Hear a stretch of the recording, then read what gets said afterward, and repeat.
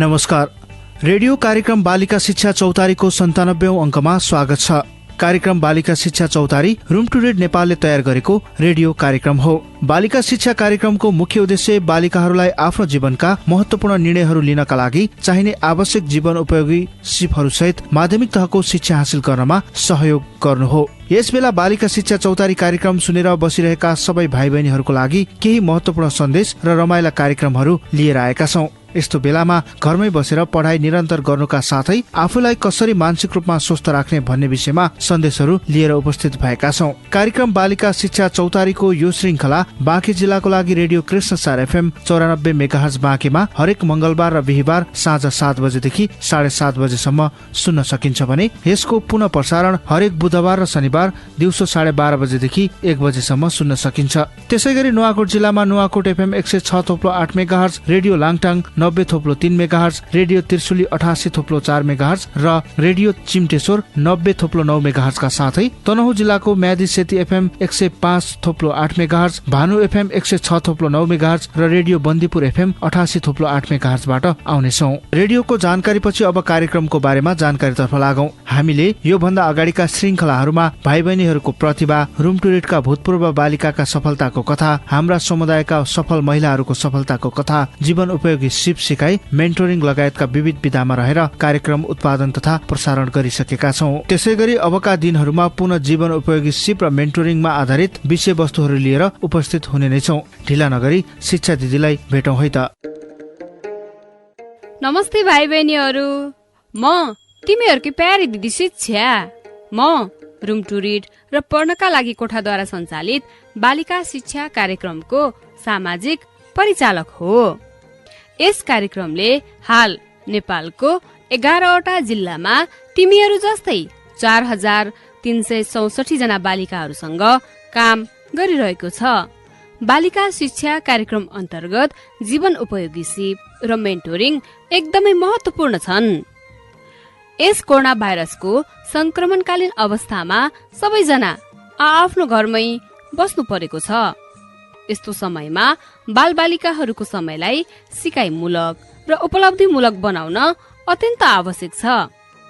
यसैको लागि मैले जीवन उपयोगी सिपहरू घरमा बसेका भाइ बहिनीहरूको लागि लिएर आएकी छु। यो सिकाइ पक्कै पनि धेरै रोचक र उपयोगी हुनेछ। यो कार्यक्रम 7वटा रेडियो स्टेशनहरूबाट प्रसारण हुँदैछ। मलाई विश्वास छ यस कार्यक्रमले तिमीहरूको भावनात्मक, मानसिक र शारीरिक रूपमा स्वस्थ रहन, कुनै पनि किसिमको दुर्व्यवहारबाट बस्न, विद्यालय प्रतिको स्नेह र चासो बढाउनका लागि सहयोग गर्नेछ। मैले तिमीहरूको लागि आत्मजागरूकता, आत्मप्रभावकारिता र सामाजिक सचेतना अन्तर्गतका आत्मविश्वास, भावनाहरूको प्रदर्शन र व्यवस्थापन, समानुभूति, स्वनियन्त्रण, समालोचनात्मक सोच, निर्णय क्षमता, लगनशीलता, सञ्चार सिप, सृजनात्मक समस्या समाधान र सम्बन्ध विस्तार जस्ता सिपहरू क्रमैसँग लिएर आइरहेकी छु। पक्कै पनि यी सिपहरू सिकिसकेपछि तिमीहरूले दैनिक जीवनमा आउने समस्याका समाधान सजिलैसँग पहिचान गर्न सक्नेछौ। यसको साथै सही निर्णय गर्दै आफ्नो पढाइलाई पूरा गरी आफ्नो लक्ष्यमा पुग्न पनि सफल हुनेछौ। यसै क्रममा आज जीवन उपयोगी सिपको शीर्षक म विचार आदान प्रदान गर्न सक्छु लिएर प्रस्तुत भएकी छु। कृपया सबैजना सुनेर महत्वपूर्ण सिकाइका कुराहरू र केही आफ्नो विचार तथा अनुभवहरू लेख्नका लागि आफूसँग भएको जर्नल, कपी, डायरी र पेन लिएर तयारी अवस्थामा बस है। अघिल्लो श्रृंखलामा हामीले मुटुदेखि मुटुसम्म भन्ने विषयवस्तुमा छलफल गर्यौं। यस विषयवस्तुमा गरेको कुराकानी सायद भाइ बहिनीलाई निकै उपयोगी लाग्यो होला।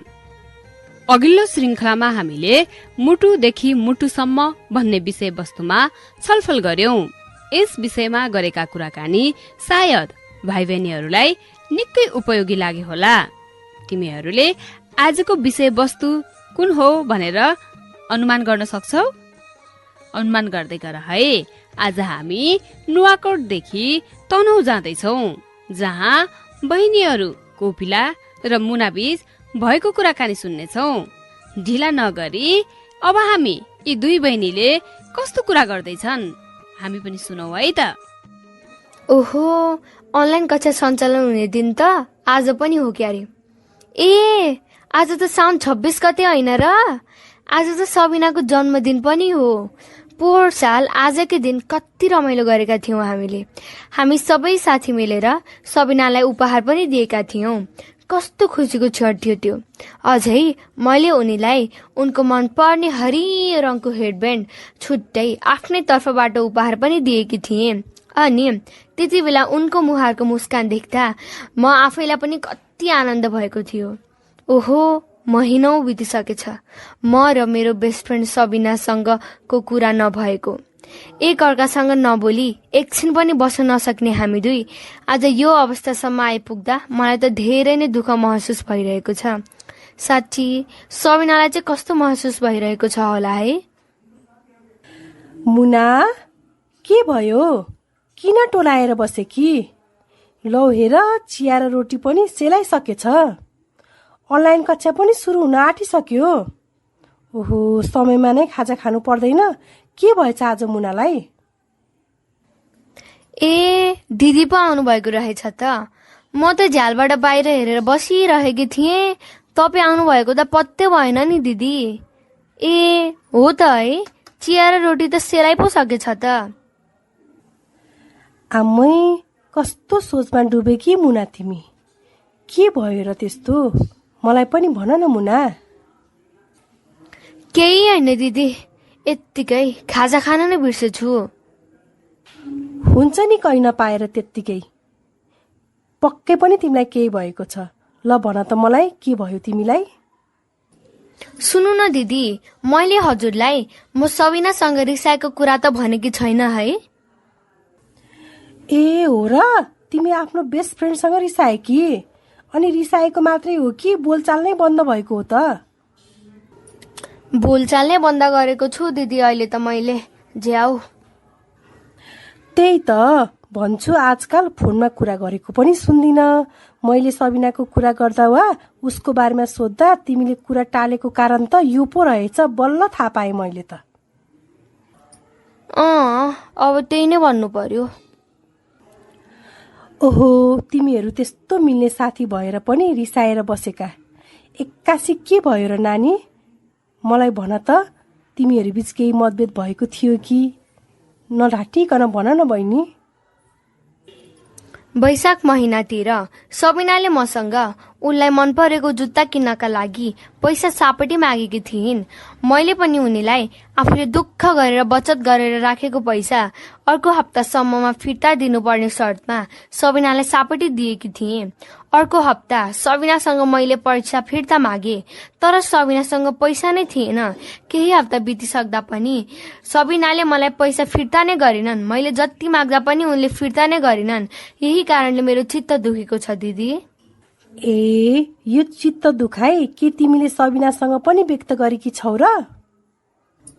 छैन नि दिदी, बरु मैले सबिनालाई मेरो पैसा समयमा फिर्ता नतिर्दा मलाई तिमीसँग साह्रै रिस उठेको छ, तिमी त कसैको विश्वास गर्न लायकको नै रहेनछौ भनेर गाली गरिदिए।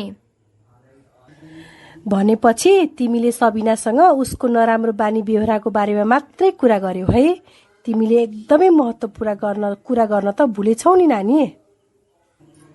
के कुरा र दिदी? तिमीले त सबिनालाई आफ्नो कुरा राख्ने मौका नै दिएनछौ, न त आफ्नो महसुस गरेको कुरा उसँग व्यक्त नै गरिछौ। सुन नानी, तिमीले कक्षा 6 मा हुँदा जीवनोपयोगी सिप तालिममा पक्कै पनि सामाजिक परिचालक दिदीबाट सुनाई सिपको बारेमा सुनिसकेकी छौ। यदि बिर्सेकी पनि हुन सक्छौ, त्यसैले म फेरि भन्छु, ल सुन है। सुनाई सिप प्रत्येक व्यक्तिले आफूभित्र विकास गर्नुपर्ने एउटा महत्त्वपूर्ण सिप हो। यस सिपले हामीलाई अरूसँग राम्रो सञ्चार कायम गर्न सहयोग गर्दछ। अरूलाई सुन्नु भनेको तिनले भनेका कुरालाई धेरै महत्त्वपूर्ण दिनु हो। प्रभावकारी रूपमा सुन्नमा ध्यान दिँदा बोल्ने व्यक्तिले के बोले र के भन्न खोजेका हुन् बुझ्न हामी सक्षम हुन्छौँ। यसले अरू व्यक्तिप्रति सम्मान दर्शाउन र राम्रो सम्बन्ध स्थापना गर्न सहयोग गर्दछ। त्यसैले हामी सबैले अरूको कुरा समय लिएर सुन्ने अनि बुझ्ने बानी बसाल्नुपर्छ मुना। हजुर दिदी, सुन्ने सिपको बारेमा त मैले सुनौ र सिकौं भन्ने सत्रबाट बुझ्ने मौका पाइसकेकी थिएँ। अहिले हजुरले भनिसकेपछि त झन् छर्लङ्ग भयो। बरु दिदी, आफैले महसुस गरेर आफ्नो भावना कसैसँग व्यक्त गर्ने भनेको चाहिँ के होला? अरूको कुरा राम्रोसँग सुनेर आफूले महसुस गरेपछि अरूलाई ठेस नपुर्याइकन आफ्नो भावना अर्थात् आफ्नो मनमा लागेका कुरा कसैसँग व्यक्त गर्नु भनेको नै आफूले महसुस गरेर आफ्नो भावना व्यक्त गर्नु वा म महसुस गर्छु भन्नु हो। त्यसै गरी हामीले आफ्ना अनुभवहरू एक आपसमा आदान प्रदान गर्न चाहनु पनि महसुस गर्नु हो। उदाहरणको लागि सबिनाले तिमीसँग लिएको सापटी पैसा समयमा नतिर्दा तिमीलाई सबिनासँग साह्रै रिस उठेको छ र उनी कसैको विश्वास गर्ने लायकको पनि छैन। त्यसो भनेर उसको खराब बानी औलाउँदै उसलाई गाली गर्नुको सट्टा आफ्नो भावनामा आधारित अभिव्यक्तिहरू व्यक्त गरेको भए राम्रो हुन्थ्यो होला। जस्तै तिमीले मेरो पैसा नतिर्दा म निराश र दुखी भएको छु अनि तिमीले बोलेको कुरा पूरा नगर्दा मलाई साह्रै नराम्रो लागेको छ।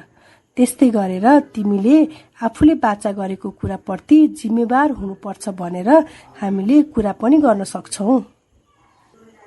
हो त है दिदी, हजुरले अहिले भावनामा आधारित अभिव्यक्तिहरू व्यक्त गर्ने कुरा गरिरहनु हुँदा आफ्नो मिल्ने साथीको कुरा नै नसुनी उसलाई ठेस पुर्याउने अभिव्यक्ति दिएकाले अहिले म धेरै नै दुखी महसुस गरिरहेकी छु।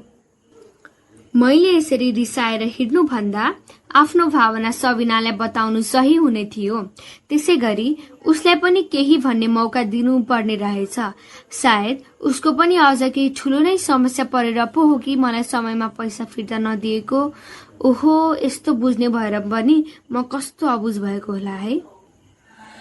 हो नि नानी, तिमीहरूले पैसालाई समस्या बनाएर झगडा गर्नुको सट्टा के महत्त्वपूर्ण छ त्यसमा केन्द्रित हुनु एकदमै जरुरी छ।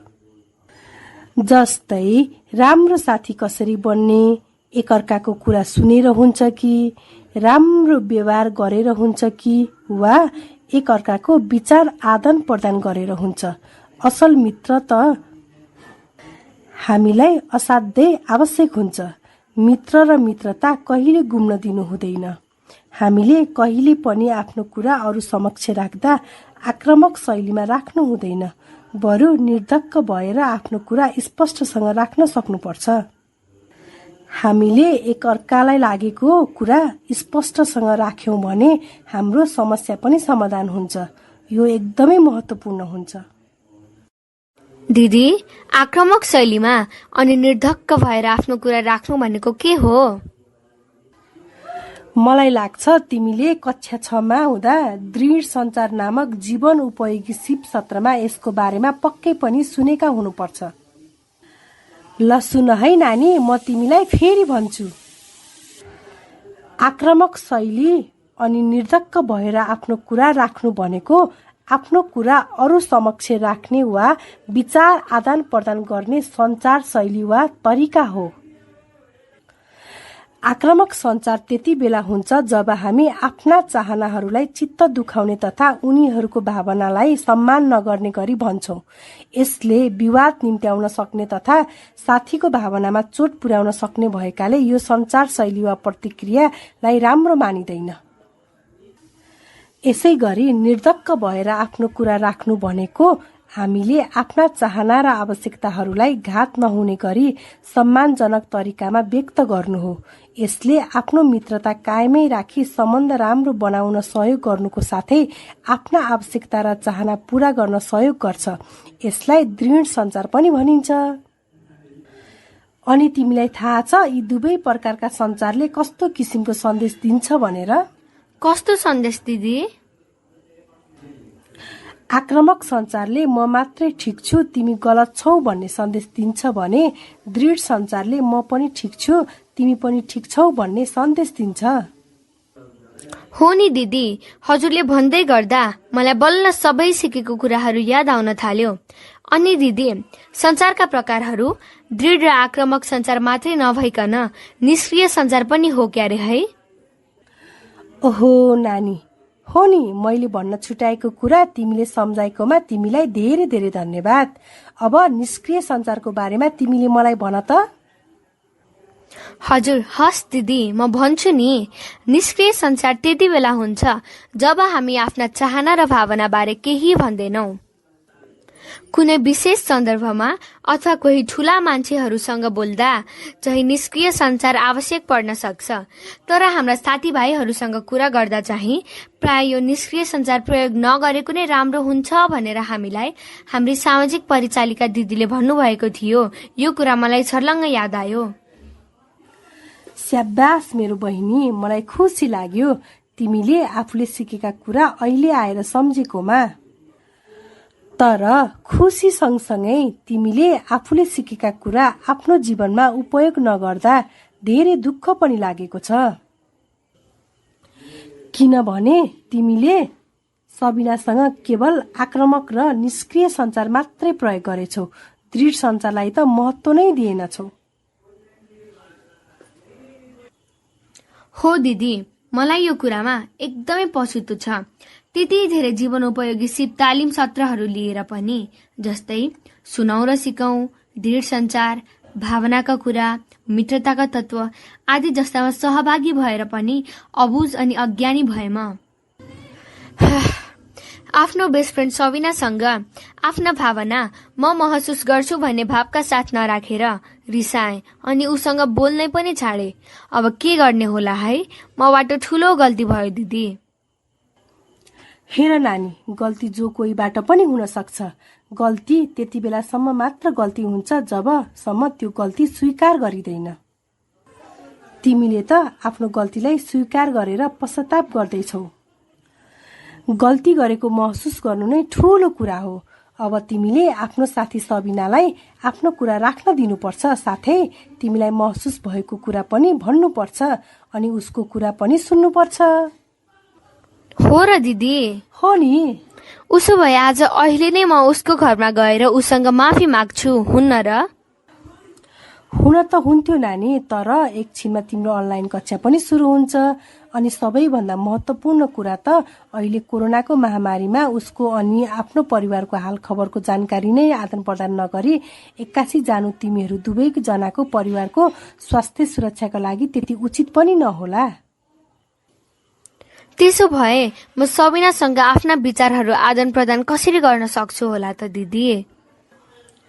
अहिले कोभिड-19ले ल्याएको यस्तो विषम परिस्थितिमा विचार आदान प्रदान गर्नुको मुख्य अनि सुरक्षित सञ्चार माध्यम त फोन नै हो नि। बरु ढिलो नगरी अहिले नै फोन गर ल। फोन गरिहाल त मुना। आज त उसको जन्मदिन पनि हो नि दिदी। ए हो र, एकदमै राम्रो भयो। उसो भए आजको दिन तिमीले उसलाई फोन मार्फत जन्मदिनको शुभकामना दिँदै आफूले उसलाई गरेको व्यवहारप्रति क्षमा पनि माग्न सक्छौ। जन्मदिन प्राय सबैजनाको लागि विशेष हुन्छ। आजको दिन तिम्रो फोन कल उसको लागि पक्कै पनि विशेष नै हुन्छ। त्यही भएर ढिलो नगरिकन फोन गरिहाल त मुना। मेरो फोन उनले उठाउँछिन् होला त दिदी? फोन गर्न पनि कस्तो अप्ठ्यारो लागेको छ भने। उठाइहाल्छिन् नि, आफ्नो बेस्ट फ्रेन्डले फोन गर्दा कसले उठाउँदैन र? एकचोटि गरी हेर त। ए हस् दिदी, एकचोटि गरी हेर्छु। यदि तपाईमा ज्वरो आउने, खोकी लाग्ने, सास फेर्न गाह्रो हुने, छाती दुख्ने, टाउको दुख्ने, स्वाद र गन्ध हराउने जस्ता लक्षणहरू देखिएका छन् भने तुरुन्तै कोभिड-19 को परीक्षण गर्नुहोस्। परीक्षणको नतिजा अगावै आफूलाई। हेलो हेलो आन्टी, नमस्कार। नमस्कार, को बोलेको होला? आन्टी, म मुना बोलेको। घरमा सबैजना आरामै हुनुहुन्छ नि है? ए मुना पो, अनि यतिका समयपछि फोन गर्यौ त? हामी त सबैजना आरामै छौ। अनि तिम्रो घरमा पनि सबैजना आरामै हुनुहुन्छ होला नि है? हजुर आन्टी, घरमा म लगायत सबैजना आरामै हुनुहुन्छ। के गर्ने, अहिलेको यो कोरोनाको महामारीका कारण घरबाट बाहिर निस्किन पनि पाएका छैनौँ। घरभित्र नै सुरक्षित भएर बसिरहेकै छौँ। अनि आन्टी सबिना कता छिन् त? ए, आज सबिनाको जन्मदिन भएकोले उनी अहिले मन्दिरमा पूजा गर्न गएकी छिन्। धेरै बेरै भइसक्यो, अब त फर्किने बेला पनि भयो होला। ए, कुरा गर्दा गर्दै नभन्दै सबिना पनि आइपुगिन्। सबिना, ए सबिना, माथि आऊ त, मुनाको फोन आएको छ, तिमीसँग कुरा गर्ने रे। अनि मुना, अरू सुनाउ न, तिम्रो हालखबर के छ? आजभोलि हाम्रो घरतिर पनि आउँदैनौ, अनि तिमीहरू फोनमा कुरा गरेको पनि सुने होइन मैले त, किन हो कुनी? होइन आन्टी, यो कोरोनाको महामारीका कारण घरबाट बाहिर निस्किन पनि पाएको छैन, अनि अनलाइन कक्षाका कारण फोन गर्न पनि पाएको छैन। हेर्नु न आन्टी, समय नै मिलेको छैन भने। हो त नि, तिमीहरू आजभोलि सबैजना अनलाइन कक्षामा नै बिजी भएका छौ। मलाई त आनन्द आइरहेको छ। ए, कुरा गर्दा गर्दै सबिना पनि आइपुगेछन्। ल सबिना, मुनाको फोन आछ, एकछिन कुरा गर रे। हेलो हेलो सबिना, तिमीलाई जन्मदिनको धेरै धेरै शुभकामना। धन्यवाद मुना, आज म धेरै खुसी छु तिम्रो आवाज धेरै पछि सुन्न पाएकोमा, त्यो पनि मेरो जन्मदिनको दिनमा। मेरो लागि त तिम्रो फोन कल उपहार स्वरूप नै छ नि। त्यही त, मलाई पनि धेरै खुसी लाग्यो। अनि घरमा सबैजना सन्चै नै हुनुहुन्छ होला नि है? मलाई त सन्चै छ, तिमीलाई नि मुना? म नि सन्चै छु साथी। अनि हाम्रो सामाजिक परिचालक दिदीले फोन मार्फत कोभिड महामारीको अवस्थामा हामीले आफ्नो स्वास्थ्य सुरक्षाका लागि अपनाउनु पर्ने विभिन्न उपायहरूको बारेमा जानकारी दिनुभएको थियो। त्यही अनुसार सुरक्षित भएर म त घरमा नै बसेकी छु। अनि सुन न सबिना, तिमीलाई पनि दिदीले फोन गर्नुभएको थियो होला नि है? हो मुना, मलाई पनि फोन गर्नु भएको थियो नि। मैले पनि दिदीले भने अनुसार नै सुरक्षित हुने उपायहरू अपनाइरहेको छु। सबिना, मलाई माफ गरिदेऊ है, मैले तिमीलाई तिम्रो कुरा नै नसुनी नाना थरी भनेर गाली गरेकोमा। होइन साथी, त्यसो नभन। त्यसमा तिमीले मसँग होइन, बरु मैले तिमीसँग माफ माग्नु पर्छ, किनभने मैले तिमीसँग लिएको सापटी पैसा निश्चित समयभित्र तिर्न नसक्नु मेरो कमजोरी अनि गल्ती पनि हो। होइन साथी, यहाँ गल्ती तिम्रो वा मेरो भन्दा पनि हामीले प्रभावकारी तरिकाले आफ्ना भावनाहरू एक अर्कासँग आदान प्रदान गर्न नसकेका रहेछौँ। अनि तिमीलाई थाहा नै छ, हामीले अरूसँग कुरा गर्दा हाम्रा भावनाहरू सही तरिकाले व्यक्त गर्न नजान्दा पनि मतभेद र विवादको सिर्जना पो हुँदो रहेछ त। हो नि मुना, म महसुस गर्न सक्छु आफूले दुःख गरेर साचेर राखेको पैसा कसैलाई परेको बेलामा सापटी दिएर सहयोग गर्ने। तर आफूले चाहेको समयमा पैसा फिर्ता नआएको भए सायद म भएको भए पनि तिमीलाई जस्तै रिस उठ्थ्यो होला।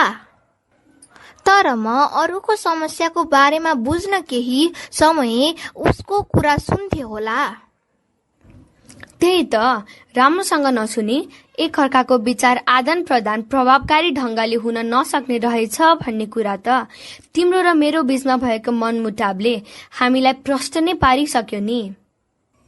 साँच्ची सबिना, त्यति बेला तिमीलाई त्यस्तो के समस्या परेको थियो? तिमीले आफूले भनेको समयमा सापटी पैसा मलाई किन फिर्ता दिन सकेनौ र? हेर न मुना, तिमीलाई दिने भनेर राखेको पैसा म बजार गएको बेलामा मेरो खल्तीबाट नै होला सायद। कता खस्यो घर आएर खल्ती छाम्छु त पैसा नै छैन। मलाई साह्रै तनाव भयो। मैले फेरि तिमीलाई दिनको लागि पैसा व्यवस्थापन गर्न पर्ने भएकोले मलाई केही समय लागेको थियो र मैले तिमीसँग पैसा फिर्ता लागि थप समय माग्न खोज्दै थिए। तिमी त्यसै आक्रोश भएर मेरो कुरै नसुनी मसँग बोल्नै छाड्यौ। ए, साथीलाई त कस्तो गाह्रो भएको रहेछ नि। मैले चाहिँ कुरा नै नसुनी र नबुझी त्यत्तिकै तिमीसँग रिसाएँ। मलाई माफ गरिदेऊ है साथी। अब त हामी दुवैजनाले बुझिसकेका छौँ नि म महसुस गर्छु भन्ने भावना। समस्या परेको बेलामा समस्या पहिचान गर्न कति महत्त्वपूर्ण हुँदो रहेछ भनेर। हो साथी, अब हामी अरू कुरालाई भन्दा हाम्रो मित्रतालाई पहिलो प्राथमिकता दिनेछौँ। आजदेखि हामी एक अर्काको कुरा ध्यानपूर्वक सुनेर, एक अर्कासँग राम्रो व्यवहार गरेर र एक अर्काको भावना वा विचार आदान प्रदान गरेर सधैँ राम्रो साथीको रूपमा रहिरहनेछौँ है। हुन्छ नि मुना, किन नहुने। अब आजबाट पहिले जस्तै अनलाइन कक्षामा पनि हाँस्दै बोल्दै अनि एकअर्कासँग सिक्दै सिकाउँदै राम्रोसँग पढ्नुपर्छ है। हुन्छ सबिना, बरु अहिलेलाई बिदा माग्नुपर्छ होला। अब अनलाइन कक्षा पनि सुरु हुनै लाग्यो। अरू कुराहरू पछि फेरि गर्दै गरौँला नि, हुन्न? जे होस्, आज म धेरै खुसी छु तिमीसँग बोल्न पाउँदा। हाम्रो बोलचाल पनि पहिलेको जस्तै मिठो र राम्रो भयो। मलाई पनि कम खुसी लागेको छैन तिमीसँग आज बोल्न पाउँदा। तिमीलाई थाहा छ, आज मैले तिमीले पोहोर साल मेरो जन्मदिनमा दिएको हरियो हेडब्यान्ड नै लाएकी छु नि। अनलाइन कक्षामा हेर है त। ए हो र? हुन्छ, भइहाल्छ नि। ल अहिलेलाई by by. By by Muna.